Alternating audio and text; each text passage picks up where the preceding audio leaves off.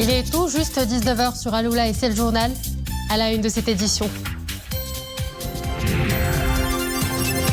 Le Maroc persiste et signe. La position du Royaume quant à l'accueil grave et inacceptable par le chef de l'État tunisien Kais Saïed du chef de la milice séparatiste reste inchangé. Voilà ce qu'a affirmé le ministre des Affaires étrangères, de la coopération africaine et des Marocains résidant à l'étranger, Nasser Bourita, en marge des travaux de la 158e session du Conseil de la Ligue des États arabes. Nous célébrons aujourd'hui 7 septembre la journée internationale de l'air pur. Les chiffres sont alarmants. 9 personnes sur 10 sur Terre respirent mal. Alors, qu'en est-il vraiment chez nous? Dr Tayeb Hamdi, médecin et chercheur en politique et système de santé, nous apportera quelques éléments de réponse.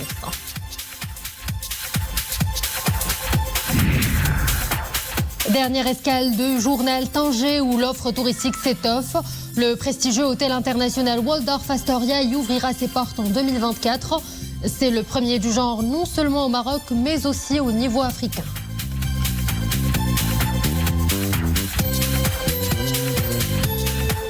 Bonsoir à tous. Avant de développer ces titres, cette annonce, la République du Tchad ouvrira prochainement un consulat général à Dakhla, au cœur du Sahara marocain.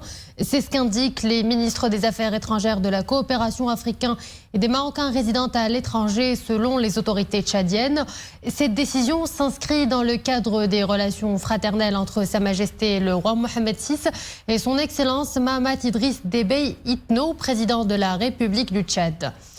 Une décision qui vient confirmer et traduire la qualité des liens bilatéraux et le soutien de la République du Tchad à la souveraineté du Royaume sur son Sahara, à son intégrité territoriale et à son unité nationale. La position du Maroc par rapport à l'accueil grave et inacceptable par le chef de l'État tunisien du chef de la milice séparatiste reste inchangée. C'est ce qu'a affirmé le ministre des Affaires étrangères, de la coopération africaine et des Marocains résidant à l'étranger, Nasser Bourita, dans une déclaration aux médias depuis le Caire, en marge des travaux de la 158e session du Conseil de la Ligue des États arabes. Boubkar Ben Ghabret. La référence par le secrétaire général de la Ligue des États arabes, Ahmed Aboul Ghait, dans son point de presse consécutif à la clôture des travaux de la 158e session du Conseil de la Ligue au règlement du différend de la Tunisie, concerne exclusivement un paragraphe dont la délégation tunisienne a proposé l'insertion au sujet de la TICAD et que le Maroc a rejeté catégoriquement, a précisé le ministre des Affaires étrangères, de la coopération africaine et des Marocains résidant à l'étranger, M. Nasser Bourita, dans une déclaration média depuis le Caire. En effet, l'implication d'un certain nombre de pays arabes frères, notamment la Jordanie, a permis de parvenir à un texte de compromis qui se réfère à la coopération entre le Japon et les pays arabes sans évoquer aucunement le sommet de la TICAD, a indiqué le ministre des Affaires étrangères, de la coopération africaine et des Marocains résidant à l'étranger. Le prochain sommet arabe prévu à Alger le 1er novembre 2022 est en cours de préparation. Dans ce contexte, les autorités algériennes ont décidé de dépêcher plusieurs émissaires dans les capitales arabes, porteurs d'invitations à tous les chefs d'État des pays membres de la Ligue arabe. Le ministère des Affaires étrangères, de la coopération africaine et des Marocains résidant à l'étranger précise dans un communiqué que le ministre de la Justice algérien sera dépêché au Maroc après l'Arabie Saoudite et la Jordanie, tandis que le ministre de l'Intérieur remettra la même invitation au sommet à la Tunisie et à la Mauritanie. Le monde célèbre aujourd'hui 7 septembre la journée internationale de l'air pur, l'occasion de sensibiliser aux dangers liés à la pollution de l'air, la plus grande menace environnementale pour la santé humaine. Selon des statistiques de l'OMS, 90% de la population mondiale respire de l'air pollué, un chiffre alarmant, et le Maroc n'est pas à l'abri de ce fléau. Alors l'air serait-il devenu irrespirable chez nous? Élément de réponse avec Saïd Al-Idrissi, Soufiane Al-Ibrahimi et Maria Aoued. Pic d'ozone jamais égalé. Gaz toxiques régurgités par les tuyaux d'échappement et vapeurs toxiques émanant des usines, de quoi mettre à mal la respiration des Marocains. On doit absolument régler ce problème de pollution de l'air, notamment dans les grandes villes. Casablanca, Marrakech et Tanger ont dépassé le seuil d'alerte. On souffre beaucoup de la pollution à travers l'émission des gaz carboniques émises par les voitures et les mobylettes. La pollution est aussi beaucoup plus élevée dans les zones industrielles. L'Organisation mondiale de la santé a sonné l'alerte sur le seuil de pollution au Maroc. Voilà pourquoi elle organise une journée mondiale de lutte contre la pollution afin de trouver des solutions collectives pour notre planète. Autour de nous, les polluants sont nombreux. L'accumulation des gaz carboniques dans l'atmosphère génère également des problèmes environnementaux. La survie de notre écosystème est menacée. Il faut absolument protéger la nature. Avec leur technologie hybride et leurs bornes de recharge rapide, les voitures électriques apparaissent comme un bon moyen de lutter contre la pollution. Responsable de près d'un tiers des maladies respiratoires et cardiovasculaires dans le monde, la pollution atmosphérique tue à petit feu et les hommes et leur habitat naturel. La pollution de l'air représente le 8e facteur de mortalité au Maroc et 7 millions de décès annuels à travers le monde. Et pour un décryptage à ce sujet, nous avons le plaisir d'avoir avec nous en direct Dr Tayeb Hamdi, médecin et chercheur en politique et système de santé. Docteur, bonsoir. 9 personnes sur 10 sur Terre respirent un air pollué. Quelles sont les personnes les plus vulnérables à la pollution atmosphérique ? En fait, nous sommes tous vulnérables sur le plan santé à la pollution de l'air. Le Maroc n'est pas épargné, comme vous l'avez bien dit, le Maroc n'est pas épargné. Et le thème justement de cette année, c'est l'air que nous partageons. L'air pollué, nous le partageons ensemble, et un air pur, on va le partager ensemble. Les personnes vulnérables, si on parle de la pollution de l'air pollué en général, nous sommes tous concernés et nous sommes tous vulnérables. Bien sûr, les personnes qui sont les plus vulnérables parmi nous, ce sont les personnes âgées, les personnes malades, qui ont des maladies, puisque avec la pollution de l'air, ça arrive à décompenser leurs maladies. Maintenant, quand on parle de la pollution de l'air intérieur, c'est-à-dire dans les espaces clos, le domicile surtout, ce sont les femmes, les personnes âgées et les enfants, puisqu'ils passent le plus de temps chez ces personnes chez elles, et donc ils sont le plus en face de cette pollution de l'air, et donc ce sont elles qui payent le plus, bien sûr, ce fardeau de la pollution de l'air. Docteur, quels sont les symptômes annonciateurs des maladies provoquées par cette pollution de l'air ? Alors les symptômes, ils sont très variés, parce que ça dépend, parce que la pollution de l'air, ça peut être une conjonctivite au niveau des yeux, ça peut être une inflammation de la peau, ça peut être une inflammation des poumons au niveau de la gorge, du nez, du poumon. Donc ce sont des signes respiratoires, des signes ophtalmologiques, ce sont des signes dermatologiques, mais aussi il y a des séquelles, des maladies qui sont plus graves. On a les cancers du poumon, on a des attaques cérébrales, des AVC, on a des crises cardiaques, on a des pathologies respiratoires graves, des bronchopulmopathies obstructives, on a l'asthme. Donc, chaque pathologie, chaque maladie a ses propres symptômes, et il y a d'autres symptômes qui sont très divers, la fatigue, les céphalées, les troubles de sommeil. Ce sont tous des symptômes qui sont liés à la pollution. Bien sûr qu'on ne peut pas les lier directement, on ne peut pas les lier directement sur le plan clinique, mais sur le plan des études, on a les preuves de la liaison entre les symptômes et la pollution de l'air. L'OMS a tiré la sonnette d'alarme. Le Maroc a dépassé le seuil critique de la pollution atmosphérique. Que peut-on redouter de ce constat, docteur ? Alors il faut rappeler qu'actuellement, dans le monde, d'après l'OMS, il y a 7 millions de décès annuellement qui sont causés par la pollution de l'air. Il y a une étude qui a été publiée très récemment, une étude très très solide, dans la prestigieuse revue médicale de Lancet, qui a chiffré ces décès à 9 millions de décès par an. Non, presque la moitié, c'est à cause de la pollution de l'air à l'extérieur, et pratiquement l'autre moitié, c'est de l'air à l'intérieur. Au Maroc, on a plus de 2000 décès chaque année. C'est 28 décès par jour qui sont liés au problème de la pollution de l'atmosphère. Et les experts pensent que si les choses ne changent pas, d'ici 2050, on aura 50% de plus de décès par rapport à ce qu'on a actuellement. Donc, on risque beaucoup si on ne fait pas attention, si on ne prend pas les mesures nécessaires. Docteur, le risque de tomber malade à cause de la pollution de l'air plane aussi, comme vous venez de le dire, à la maison, au bureau, bref, dans tous les espaces clos.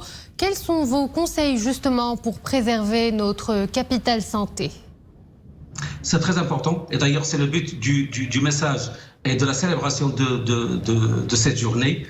Il faut agir sur le plan collectif, mais aussi il faut agir sur le plan individuel. Sur le plan collectif, il faut utiliser de plus en plus les énergies renouvelables, c'est ce que fait le Maroc d'ailleurs et heureusement. Il faut utiliser également les moyens de transport puisque c'est parmi les plus polluants, les moyens de transport les plus propres. Donc, d'ailleurs, de le reportage de jeunes, on a bien parlé. Il faut aussi essayer de recycler les déchets au lieu de les brûler. Mais aussi, surtout, le message le plus important, c'est qu'il faut savoir qu'à l'intérieur de nos maisons, nous passons, dans les espaces clos, nous passons 90% de notre vie. Soit à domicile, soit dans le bureau, soit dans l'école, c'est 90% de temps. Et la pollution à l'intérieur de la maison, c'est très, très, très important. Et c'est un facteur très important de décès, surtout dans les pays en voie de développement. Donc, chez nous, il faut minimum ouvrir une grande fenêtre 10 à 15 minutes le matin et 10 à 15 minutes l'après-midi. C'est très, très important et ça renouvelle et ça combat la pollution de l'air intérieur. 10 à 15 minutes le matin, 10 à 15 minutes l'après-midi. Bien sûr, il faut essayer de chercher de chauffer la maison ou de cuisiner par des moyens qui sont propres par rapport et délaisser les moyens qui dégagent beaucoup de gaz, qui dégagent beaucoup de fumée. Et malheureusement, c'est le cas dans le tiers-monde. Donc, ce message d'ouvrir une grande fenêtre, 10 à 15 minutes le matin, 10 à 15 minutes le soir. Les experts pensent même qu'avoir une pollution extérieure qui entre à la maison, c'est mieux de garder la pollution intérieure, puisque la pollution de l'air à l'intérieur de la maison, c'est encore plus pire. Docteur Taïeb Hamdi, je vous remercie pour cet éclairage. Merci à vous. Les élèves du collège espagnol à Rabat ont rejoint aujourd'hui les bancs de l'école, une première journée qu'ils ont abordée avec le sourire. La rentrée des classes est placée cette année sous le signe du renouveau, en mise de plus en plus sur la qualité. Les activités sportives et culturelles sont omniprésentes pour l'épanouissement des élèves. Reportage avec Hafid Houari, Ablali Ayad et Nisrin Aouzdar. Caminito de la escuela, apurándose a llegar. Un sourire par-ci, une taquinerie par-là et des bavardages à ne pas en finir. Ces élèves sont ravis de retrouver le chemin de l'école et leurs camarades de classe. L'excitation et la joie se lisent déjà sur leurs petits visages. C'est le cas aussi de leurs parents. Ces derniers se félicitent d'une journée de reprise 100% réussie et très prometteuse.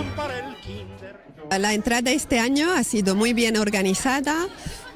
Tout est merveilleusement bien organisé. Nous en sommes très ravis. Nous remercions chaleureusement les équipes administratives et pédagogiques. Et nous espérons bien sûr le meilleur à nos enfants. Tenemos importantes novedades. La primera es que se ha puesto plenamente en marcha l'application. Cette rentrée est amorcée sous le signe du renouveau scolaire. Nous veillons à ce que le règlement intérieur et les lois régissant le secteur de l'éducation soient appliqués au pied de la lettre. Nous avons aussi introduit de nouveaux outils didactiques et un modèle novateur pour une nouvelle dynamique de la formation au Collège espagnol de Rabat. Apporter du sang neuf, cela passe d'abord par des activités extrascolaires et la promotion des soft skills. L'établissement mise beaucoup sur le sport et la culture avec toutes ses composantes.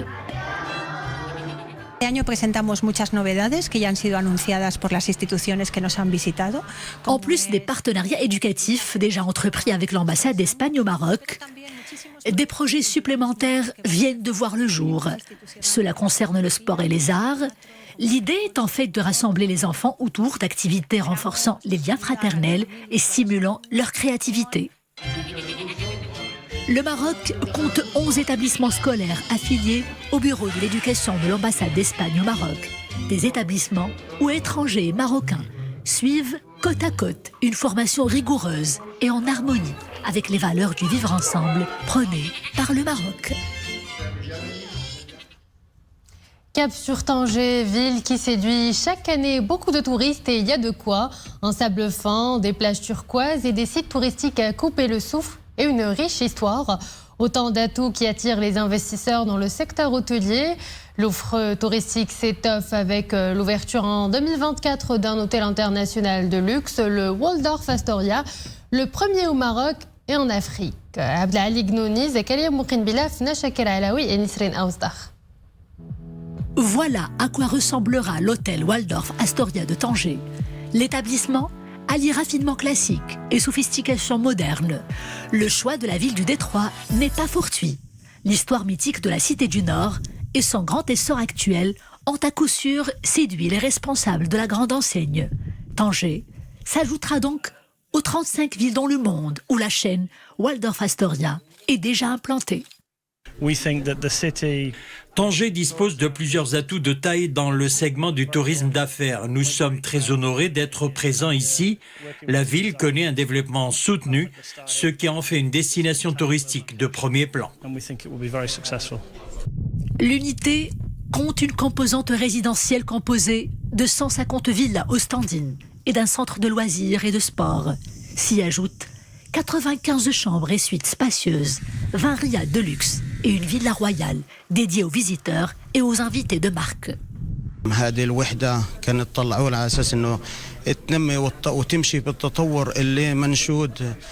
Cette nouvelle unité hôtelière s'inscrit dans la dynamique de développement que connaît le Maroc. Nous voulons accompagner la croissance économique de Tanger et ses grandes structures. Je parle ici du port Tanger Med et des zones industrielles.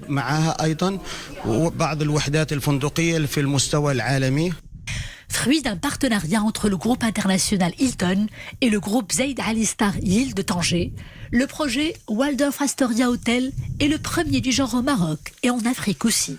Le groupe international Hilton, une chaîne hôtelière qui compte plus de 6900 hôtels et plus de 18 enseignes internationales établies aux adresses les plus prestigieuses à travers le monde.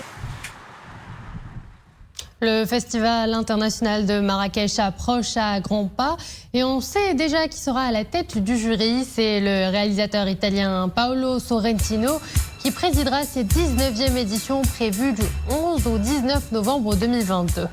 Né à Naples en 1970, Paolo Sorrentino est aujourd'hui l'un des représentants les plus célèbres du cinéma italien. Son œuvre riche d'une dizaine de films et de séries explore des thématiques contemporaines et livre une réflexion singulière sur le pouvoir, la politique et la religion.